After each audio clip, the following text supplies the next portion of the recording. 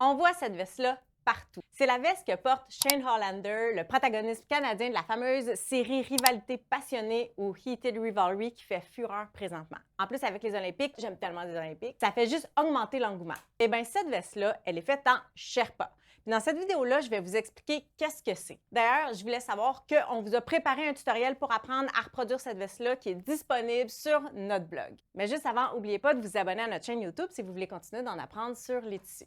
Bon, maintenant, on va revenir à nos moutons. Petit jeu de mots poche. Saviez-vous qu'avant d'être un tissu, le mot Sherpa, il fait référence aux membres d'un groupe ethnique himalayen. C'est aussi le nom qu'on utilise pour désigner les guides et les porteurs qui aident les alpinismes occidentaux sur le chemin des sommets himalayens. Dans l'industrie du textile, on appelle le tissu Sherpa en référence aux vêtements que portent les Sherpas, c'est-à-dire des vêtements qui sont chauds, en laine, pour se protéger des grands froids.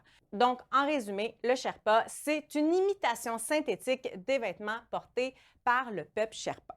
Maintenant, on va regarder d'un peu plus près c'est quoi du Sherpa. En fait, c'est un tissu qui est tricoté avec un aspect qui est moutonné. Généralement, c'est fait de 100% polyester, mais on peut parfois le retrouver avec un mélange de fils. Ici, j'ai avec moi le Sherpa Teddy, une collection qui est exclusive à Club Tissu qui est composée de 100% polyester recyclé. Le Sherpa est reconnu pour avoir une certaine épaisseur, être moelleux et être très chaud. On va l'utiliser dans le vêtement en se faisant des vestes, des doublures de capuche ou des cols, des accessoires d'hiver aussi. Mais on va aussi le voir dans le domaine des accessoires de mode, comme pour en faire un sac par exemple, puis même dans la décoration pour se faire une housse de coussin. Et là, je réponds à la fameuse question, est-ce qu'on doit le doubler? Normalement, le Sherpa a un côté lisse puis un côté qui est frisé qui va rappeler la laine de mouton.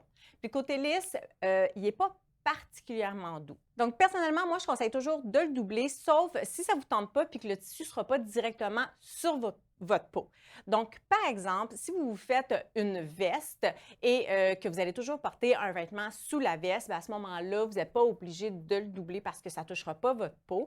Mais même à ça, moi, personnellement, je préfère toujours le doubler. Je trouve que ça fait une plus belle finition intérieure, mais rendu là, c'est vraiment une question de choix personnel.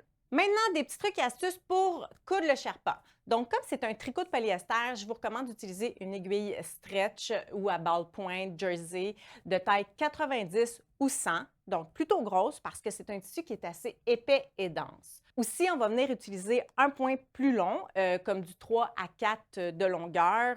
Encore là, parce que c'est un tissu qui est plutôt épais. Dans ces situations-là, on utilise un point un petit peu plus long. Pour vous aider, plutôt que d'utiliser des épingles, je vous recommande d'utiliser des pinces à courte pointe. Ce sera beaucoup plus facile à utiliser, mais aussi c'est plus facile à repérer sur le tissu. D'ailleurs, quand on regarde le Sherpa, on peut penser que c'est du sport à coudre, que c'est plus difficile, mais honnêtement, c'est vraiment pas sorcier. Donc, laissez-vous pas intimider par le Sherpa.